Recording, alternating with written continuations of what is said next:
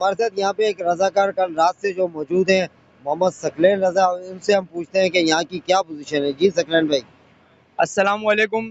देखें, सबसे पहले मैं बड़ा दिल से आप लोगों को कहूँगा कि मैं ये सानिया जो हुआ है, होलनाक वाक़या हुआ है 17 तारीख बरोज़े हफ्ता 26 नया साल 2026 और पहले महीने का सबसे खतरनाक सानिया ये बल्दिया पार्ट 2 है।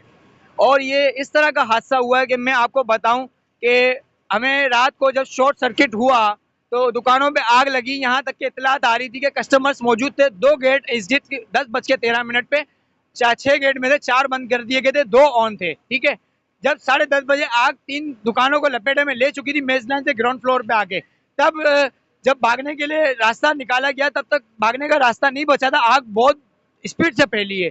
आग की वजह ताल मालूम नहीं हो सकी, लेकिन केएमसी की अगर गाड़ियां चाहती, अगर लोकल गवर्नमेंट हमारी चाहती, जिस तरह से मेयर कराची साहब अब नहीं आए, हुकूमत सिंध नहीं आई, ये जो सानिया हुआ है, जानी नुकसान हुआ है, माली नुकसान हुआ है। आपको पता है कि रमजान के हवाले से स्टॉक किया जाता है, रमजान के हवाले से 16-17 अरब रुपए का सामान ढोआ जाता है। यहाँ पे अरबों खरबों रुपए का नुकसान हुआ है। वो तो चलो अल्लाह मदद है, हुकूमत सिंध को चाहिए कि माली मदद के लिए यहाँ आए। इसके अलावा यहाँ तक के हमारे जो जानी नुकसान हुआ है उसकी तादाद बताई जा रही है 140।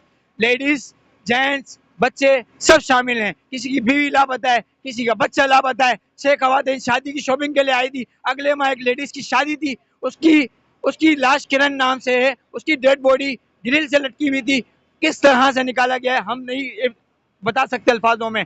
ये गुल प्लाजा एक मुकामी जगह थी, ये नामी गिरामी जगह थी। इसको इससे यहाँ पे फायर बोल्ट मौजूद थे, यहाँ पे तमाम इंतजाम मौजूद थे। आखिरकार फायर ब्रिगेड को बोलते रहे कि पाइप की लाइन बिछाओ, पाइप की लाइन बिछाओ। वो भी उनका भी कसूर नहीं है।